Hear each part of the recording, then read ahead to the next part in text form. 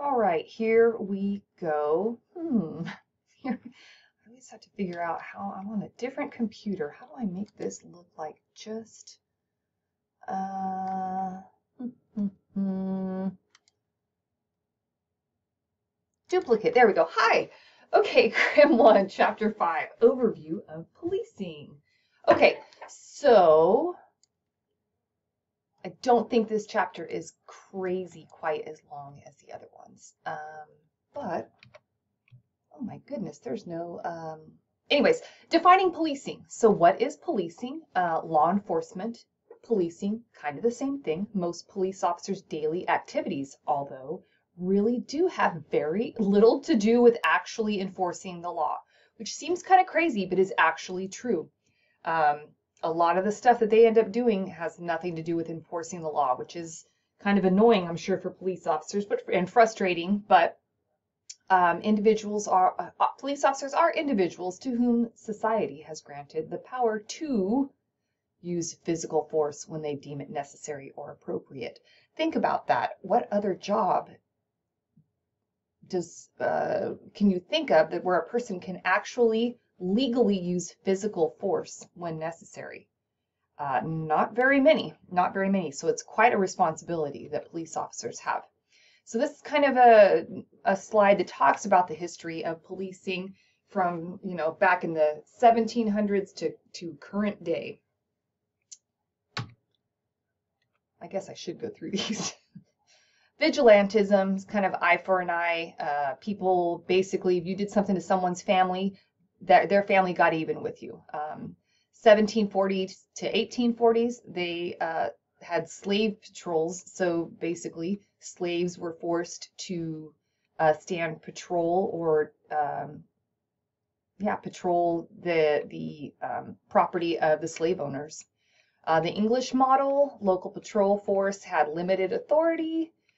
Political era, this is the time when basically politicians got to hire whoever they wanted to be in power as police officers. In 1920 to 1970 is when they finally started to hire police officers as an actual kind of real profession. And then the community policing era is kind of started in the 1970s and has continued to kind of morph into what it is today. Okay, sworn personnel, those are your actual peace officers. Civilians are people that work for the police agency that are not sworn personnel. So typically you're going to have something like your armed officers versus your non-armed officers. So law enforcement consists of local, state, and federal agencies. For an example here, you have sheriff's deputies, typically, or police officers. They are basically the same thing. If you think about Fresno, for example, we have your Fresno County Sheriff's Department. The officers that work for the Fresno County Sheriff's Department are called deputies. They are peace officers just like a police officer that works for the Fresno Police Department. So deputy sheriffs and police officers ultimately are the same thing. The Sheriff's Department typically is going to be responsible for law enforcement duties in more rural areas. So outside of the city of Fresno, or outside of a city in general, typically your sheriff's agency is going to handle law enforcement calls. Inside of your city, your police agency, your police department is typically going to handle the calls for service for law enforcement. So like in the city of Fresno, there are some they call county islands. Some of those are in the Fig Garden area. I'm not sure why they're still there, but they are. So there are certain areas within Fig Garden, if they call 911, the sheriff's department will respond, which is, again, very bizarre, but those are called county islands. So if there's a call for service for law enforcement, the sheriff's department responds to those areas, which is kind of bizarre, but whatever. So you have police agencies, sheriff's agencies. Those are your local law enforcement agencies.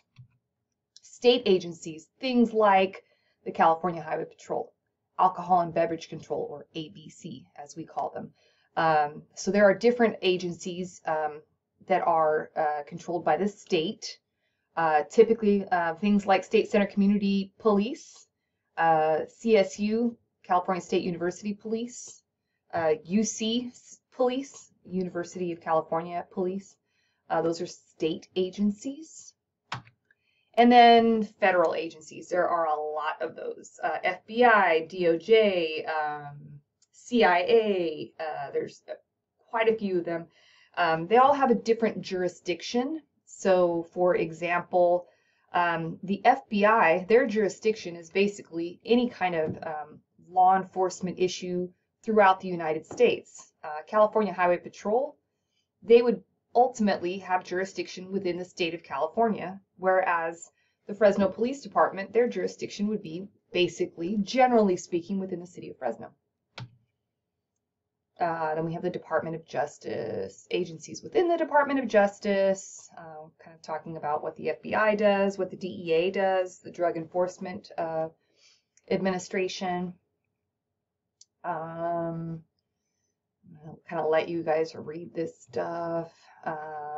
ATF, the Bureau of Alcohol, Tobacco, and Firearms, and their responsibilities. Clearly, they are responsible for alcohol, tobacco, and firearms. Oh, and explosives. U.S. Marshal Service. They're an interesting agency, and honestly, close to near and dear to my heart. My dad was a U.S. Marshal, and they do a lot of cool stuff as far as apprehending fugitives. So he was able to do some things working the Kiki Camarena case. If you're familiar with Narcos, my dad knew Kiki Camarena. So anyways, witness protection is done by the Marshal Service. So pretty interesting agency to work for. I actually have a friend that works there, so if you're looking for information about the Marshal Service, let me know. I actually have a friend that works with the DEA also. I have a contact at the FBI who can probably give you some information too, so let me know. Homeland Security. Whew. This has become a very significant agency since 9/11. Before 9/11, probably didn't even exist. After 9/11, very significant in trying to protect the United States against terrorist attacks. ICE and Border Patrol. These are agencies that are obviously very busy within the United States. A lot of controversy, and depending on who is leading the country at the time, their role tends to be very different. So Border Patrol and Immigration and Customs Enforcement, these are all federal agencies. Bureau of Indian Affairs. It's very interesting that there are a lot of laws that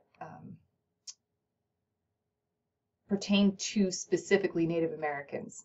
So there are agencies, federal agencies that deal specifically with those. Okay, so we just talked about, very briefly obviously, but about 25 different law enforcement agencies. So imagine across the nation there are hundreds and thousands of different law enforcement agencies, and they all do things a little bit differently, and they all have different information coming in from different sources. That leads to something called fragmentation, and that is a lack of coordination among law enforcement agencies in the same geographic region. So fragmentation is one of the things that was blamed, or that basically 9/11 was blamed on. What happens is law enforcement agencies all have bits and pieces of information, but they don't necessarily share it with each other. And when they don't have this large pool of information put together to work with, they don't always get the big picture. 9/11, if all the agencies had been working together, including the FBI, the CIA, NYPD, and all these other agencies who might have had bits and pieces of information about a potential terror attack, we might have been able to thwart that attack. But fragmentation, or the lack of coordination between agencies, the lack of sharing information, keeps that from happening sometimes. And it's a very, it remains, this problem still remains. Law enforcement agencies are not good at sharing information with each other. I don't know why. It still happens. But fragmentation is one of those significant issues. Lack of communication. How do we do that? Consolidate, work together. Does it happen? I don't know. I would like to say yes, it does, but I don't think that it's gotten a whole heck of a lot better. Certainly locally, now maybe on a larger frame it has, but I don't know. So how do law enforcement agencies recruit? Oh, they recruit in a bunch of different ways. How can they recruit? It's very difficult to try to get people to get excited about working in law enforcement right now. And that's very understandable. When you watch the news, when you talk about police, when you hear people talk about police and law enforcement, you don't always hear a lot of negative, a lot of positive. You see a lot of negative. You hear a lot of people say cops are racist, that cops are randomly kill people, that cops are bad, they're crooked, they're corrupt, they're this, they're that. So it's really hard sometimes to recruit good people to do this kind of work. But how do they do that? Well, they do that by offering good pay, making sure that people are able to, once they get people in their agencies, being sure to offer them promotional opportunities. They go into colleges, they go to high schools, they go to job fairs, they post ads on social media, they post ads on highways, on those big billboards. They have big city bus wraps. They have they put ads on TV, they put ads on radio, they do all kinds of stuff like that. They contact me. Trust me, I get emails all the time from law enforcement agencies trying to get me to share information with you so that they can hire you. So how do they recruit? That's how they do it. They have to be able to pay you well, though, in order to get you to want to go there. Yeah, negative publicity is a big thing, though, so it's kind of hard. Okay, here's some more ways that they, excuse me, that they recruit. What do you have to go through in order to actually get hired? Whew, it takes a while and it is a long process. Now, to be a police officer, you know that you absolutely have to go through an academy. So you have to complete the police academy in order to be a police officer. That is not something that you have to do to be a probation officer, which is what I was. But talking police specifically, you typically start with a written exam. You will have to do a physical, mental or psychological exam, aptitude screenings, interviews. Interviews definitely are things that you probably should practice. So these are panel interviews where you have quite a few people interviewing you at the same time. Submit to an in-depth background investigation. You are likely to have to do a polygraph exam as well. So there's a lot to it. Agencies do place value on educational achievement and socialization skills. So being able to speak well, write well, and have an education is definitely important, and very soon is going to be something that's going to be required. So, I'm sorry, the educational portion. So things to think about. If you smoke weed, please stop. Just because it's legal in California does not mean that you can get hired as a peace officer while smoking weed. This is the stuff they're looking for. Good moral character, good work habits, interpersonal skills, stress tolerance. I don't know if I can stress that enough. Stress tolerance, good decision making.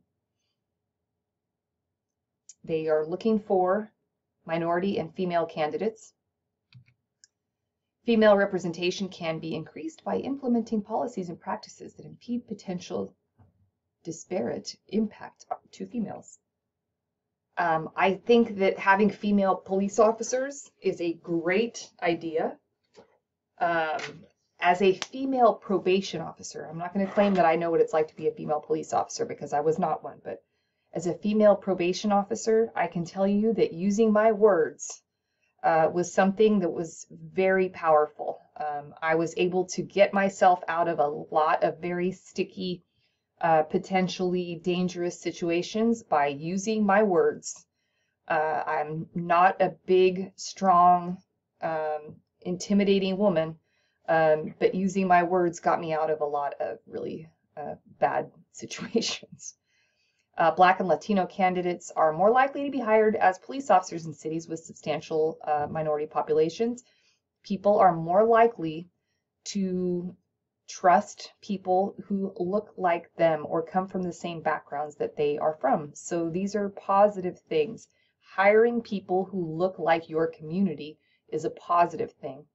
Gay and lesbian candidates are recruited to improve the quality of services provided to gay, lesbian, bisexual, and transgender individuals.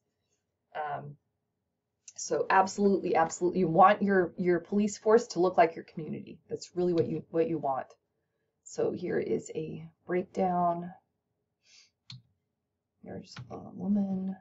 Training, training, training, training, training, and more training. This is what we all know that police officers need. It cannot get enough of. Problem solving, conflict resolution.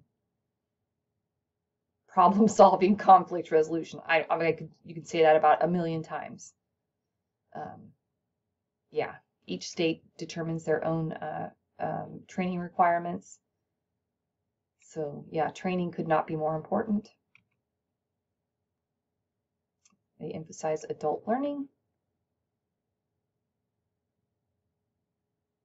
When you think about what a police officer might need to know in the field,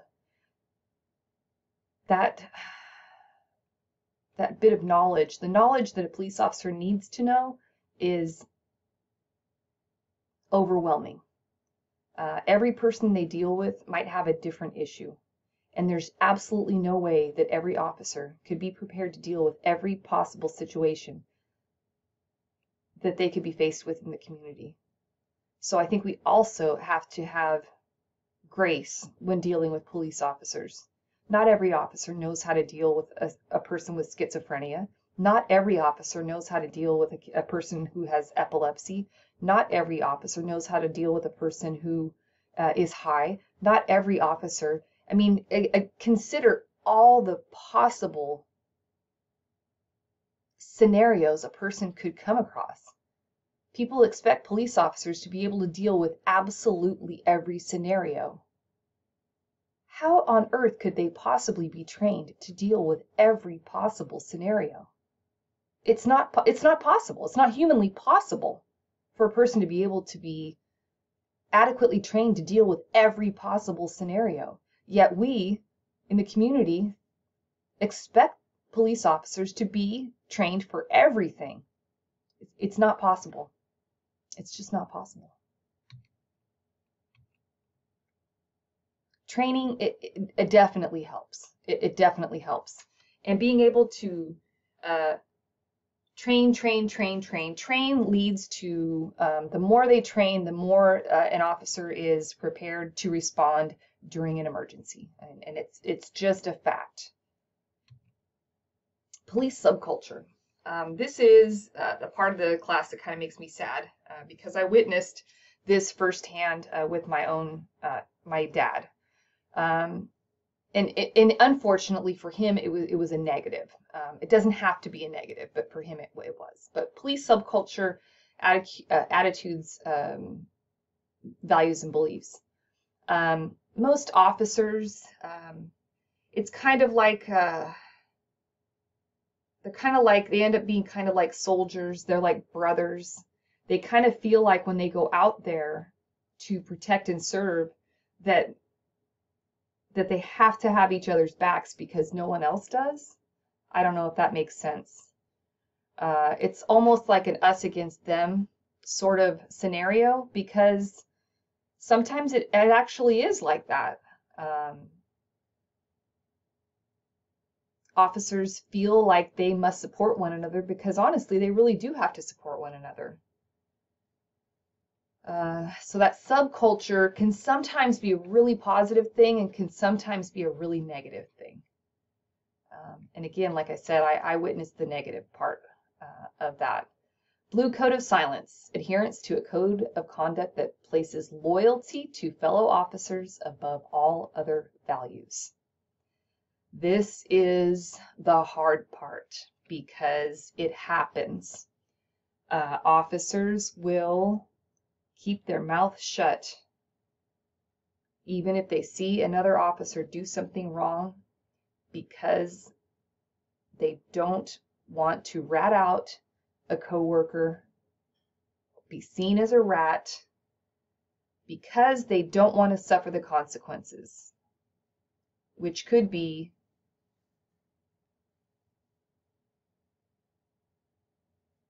really bad. If I am an officer and I snitch on one of my fellow officers and then I'm involved in an officer-involved shooting the next day and I need help right now,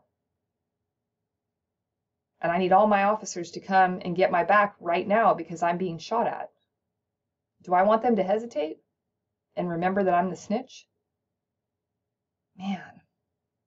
Now that's not what's supposed to happen. But that's kind of where the concept of that whole blue code of silence might come from.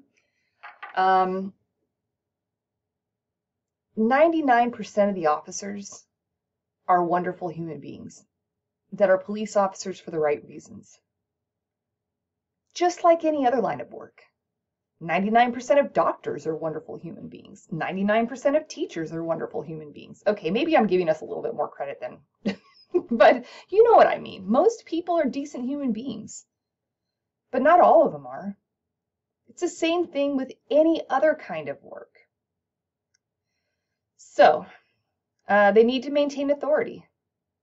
It is kind of... Police officers, when they are not at work, sometimes will choose to hang out with other police officers just because they get each other.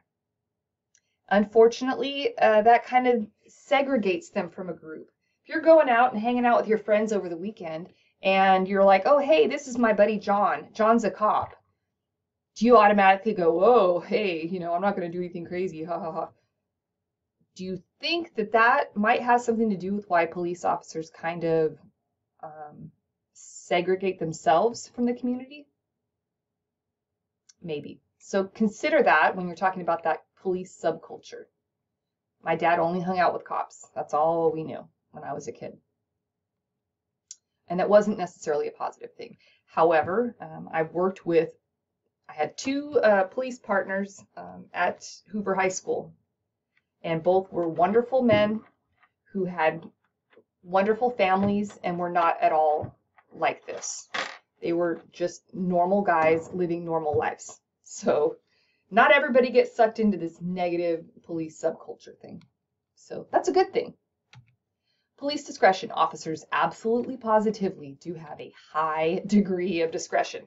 They are allowed to make choices and handle certain things in certain ways based on their own discretion. Discretion can be great or terrible, depending on, sometimes just which side of the coin is flipped. Think about, discretion that might have been used for you at some point in your life. Maybe you did something stupid when you were a kid and an officer let you slide. Could that have changed your life in a good way? Think about, that same scenario and maybe an officer didn't let you slide and you have a criminal history because of that. Did that jack up your life? Yeah. Use of force is not an area where officers have a lot of discretion. Not an area where they have discretion.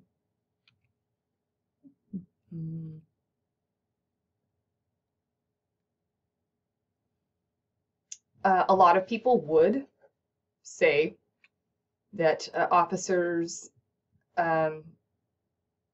use discretion improperly when dealing with certain individuals, specifically male, juvenile, intoxicated African Americans. Racial profiling is something that has been an issue, an ongoing issue with police contact with an individual initiated because of the color of the person's skin or the person's ethnicity. So again, positives and negatives of police discretion. It can go either way. Sometimes it's great, sometimes it's horrible. Some people would argue police shouldn't have any discretion. Sometimes people should argue that police should have tons of discretion. Does racial profiling still exist in our community? Absolutely. Yes, it does. Yes, it does.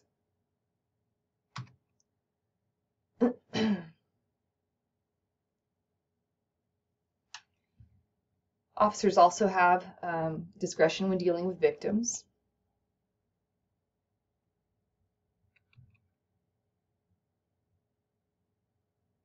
If officers are participating in misconduct, there are several different things that can happen to them. They can be disciplined by the employer, meaning, days on the beach, as they call it. That basically means days without pay, days off without pay. They can be written up. They can be demoted. They can be fired. They can be sued, or they can be prosecuted. So there's a lot of different things, levels that can happen if an officer is alleged to have done something as far as misconduct. Abuse of authority, corruption, use of force, violence, things like that. There's a lot of different things that officers have been charged with throughout the years while working as police officers. They can face criminal prosecution. They can be sued. And not only the officer, the department can be sued.